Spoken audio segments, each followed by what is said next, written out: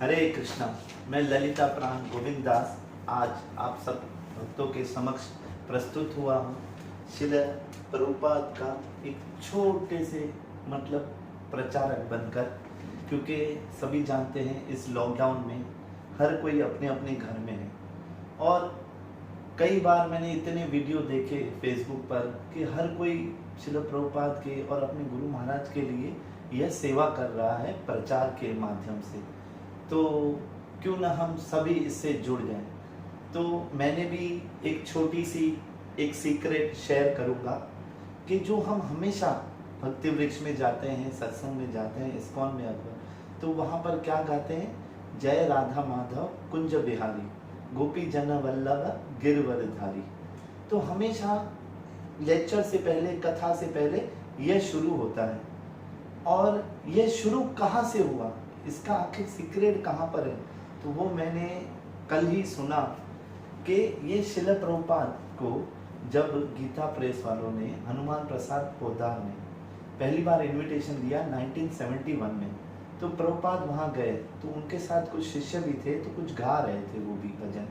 तो प्रभुपाद ने उन सब शिष्यों को कहा कि आज मैं तुमको एक नया भजन सुनाऊंगा। और 1 घंटे तक श्रील प्रभुपाद जय राधा माधव कुंज बिहारी गाते रहे।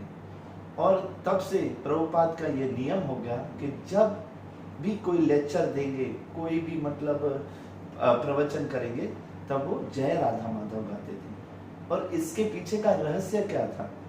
वो जय राधा माधव इसलिए गाते थे ताकि वृंदावन का सबको दर्शन हो, मानसिक दर्शन हो। तो उसका सीक्रेट मैं आपको बताऊंगा कि किस तरीके से प्रभुपाद जी ने इसकी व्याख्या की।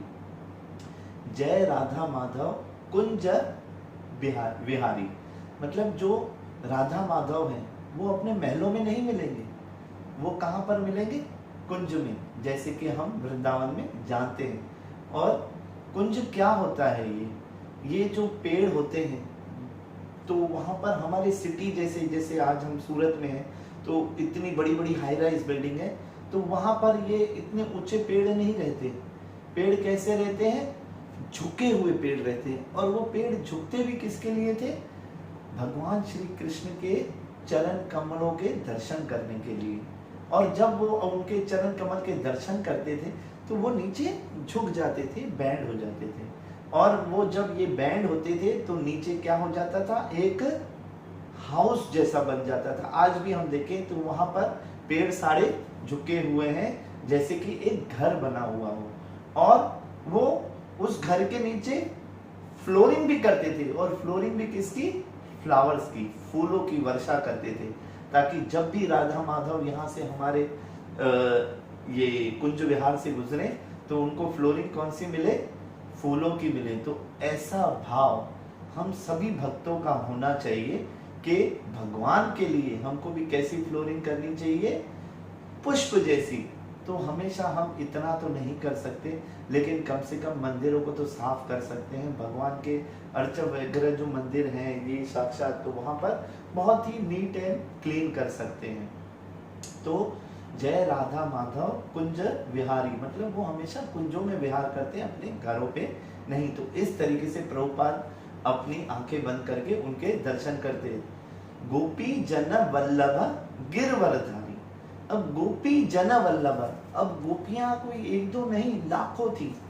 लाखों कैसे थी?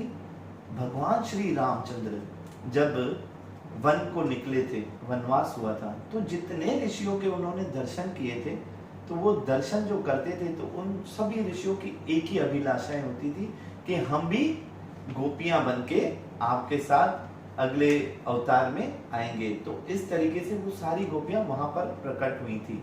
और श्रुति जो वेदों से हैं, वो भी गोपियां वहां पर आई थी। और एक साक्षात वृंदावन ब्रजधाम जो गोलोक धाम की गोपियां हैं, वो भी। तो तीनों जो गोपियां हैं, सारी की सारी लाखों गोपियां वहां पर रहती थी।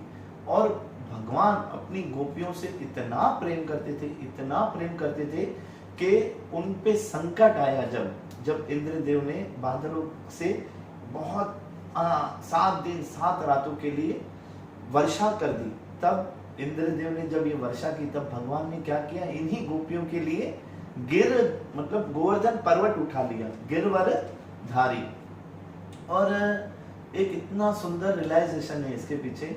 भगवान ने जब ये पर्वत उठाया तो हम सभी जानते हैं उन्होंने लेफ्ट हैंड से और कनिष्ठ उंगली के नख पे उठाया था, और राइट हैंड कहां पर रखा, अपने कमर पे। हम हमेशा ये श्रीनाथ जी में ये दर्शन कर सकते हैं, कमर पे ऐसे करके, और यहाँ पर जब वो कनिष्ठ अपनी उंगली पे नख पे रखा था तो वहां पर क्या रखा है, फूल, फ्लावर। तो वो भगवान क्या दिखा रहे हैं गोपियों को, तुम मेरी टेंशन मत करो, ये गोवर्धन तो मेरे लिए क्या है, एक फूल के समान है, मेरे को कोई वजन नहीं लग रहा। तो इस तरीके से भगवान उनको अपना आदान प्रदान देते थे। तो गोपी जन वल्लभ गिरवर धारी, तो भगवान इतने कृपालु हैं कि जब उनके भक्तों पे संकट आता है तो पहाड़ उठा लेते हैं। और हम क्या करते हैं, हम कहते हैं सिर्फ कि दोस्तों को, रिश्तेदारों में, इधर उधर, माँ बाप को कुछ कि आप पे संकट आया तो मैं पहाड़ उठा लूंगा, लेकिन आज तक किसी ने उठाया नहीं है। तो भगवान तो पहाड़ भी उठा लेते हैं। गोपी जन वल्लभ गिरवर धारी, यशोदा नंदन ब्रज जन रंजन। यशोदा नंदन, इसमें एक बहुत ही सीक्रेट बात है एक और भी, कि जब वासुदेव कारागार से भगवान श्री कृष्ण जब वहां प्रकट हुए तो वहां पर वसुदेव कृष्ण प्रकट हुए, और वो लेकर उनको गोकुल वृंदावन आए। और गोकुल वृंदावन में कौन थे, यशोदानंदन। तो वो आपस में वहां पर मिल गए। इसलिए कहते हैं कि वृंदावन से कभी कृष्ण बाहर गए ही नहीं। कौन नहीं गए, यशोदानंदन कभी बाहर नहीं गए, क्योंकि यशोदानंदन की तो वहीं पर लीला होती थी। और इसका प्रूफ क्या है, जब अक्रूर जी कृष्ण को लेने आए तो वो वसुदेव कृष्ण को मथुरा ले गए थे, और कभी भी कृष्ण तो, यशोदानंदन तो ब्रज से गए नहीं। इसलिए यशोदानंदन ब्रज जन रंजन।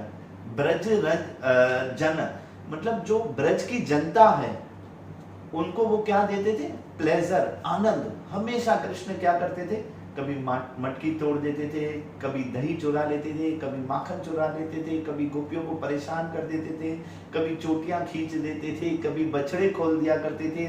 तो सब कौन आती थी, सारी गोपियां शिकायत करने आती थी माँ यशोदा के आगे। और माँ यशोदा के सामने वो क्या करते थे, एक भोले भाले बच्चों की तरह कहते थे, मैया ये सब झूठ बोलती है, ये सब आपसे जलती है, क्योंकि मैं आपका लाला हूँ, इनके पास में मतलब कान्हा जैसा तो लाला है नहीं, इसलिए वो मुझसे जलती है, आपसे जलती है।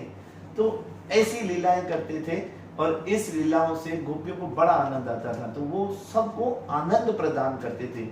गोपी जन यशोदानंदन ब्रज जन रंजन, यमुना तीर वनचारी। अब यमुना तीर ये कहाँ मिलते थे हमेशा, यमुना के जो हमारे वृंदावन में 7 और 5 मतलब 12 वन हैं। तो 12 वन, 5 यमुना के उस तरफ और 7 इस तरफ। तो हमेशा इन वनों में वो विहार करते थे। वो भी कैसे, नेकेड मतलब नंगे पांव घूमते थे। और इसीलिए ब्रज की रज को क्या कहते हैं, कोई मिट्टी नहीं कहता, व्रज रज बोलते हैं। इसलिए उसको हम हमारे माथे पे लगाते हैं। क्यों, क्योंकि कोई कण, ये शुद्ध भक्तों का एक भाव है जो मैंने सुना, कि एक कण जो कृष्ण को छू लिया हो, अगर वो कण हमको मिल जाए और वो हमारे माथे पर लग जाए तो हमको क्या मिलेगा, वही आनंद मिल जाएगा और वही भक्ति मिल जाएगी जो कृष्ण से हम हमेशा मांगते हैं। इसलिए वहां पर रेती रमन में क्या करते हैं, सब लोटपोट होते हैं। और लोटपोट जो भक्त हैं, शुद्ध भक्त हैं, वो क्या करते हैं, लोटपोट होने के बाद, वो मिट्टी में खेलने के बाद जब उठते हैं तो कभी भी अपने कपड़ों को यूं यूं करके नहीं, मतलब जो ब्रज है वो नहीं निकालते। और हम क्या करते हैं, हम जाते हैं तो बाद में उठते ही यूं यूं करके उसको साफ करना शुरू कर देते हैं, क्योंकि हमको अभी ब्रज की जो कृपा है उसका पता ही नहीं है, लेकिन इन शुद्ध भक्तों की वाणी से आज हमको भी यह कृपा मिल जाए तो हम भी वहां जाकर लोटपोट होके कभी भी इस तरीके से व्यवहार ब्रज की रज से नहीं करेंगे। तो हरे कृष्णा, मैं आज सबका आभारी हूँ कि आज आपने सबने यह फेसबुक लाइव पे सुना है, और मेरी सबसे विनती है कि इस वाणी को आप लाइक और शेयर करें, क्योंकि ये बहुत बड़ा प्रचार होगा। और भगवान ने खुद कहा है कि जो मेरे भक्तों की वाणी से इधर से उधर हर जगह पर मेरी वाणी का प्रचार करता है, उससे प्रिय अर्जुन मुझे कोई नहीं है। तो हम घर बैठे भी यह प्रचार कर सकते हैं और भगवान की कृपा पा सकते हैं। तो हरे कृष्णा, मैं आप सबका धन्यवाद करना चाहूँगा। हरि बोल।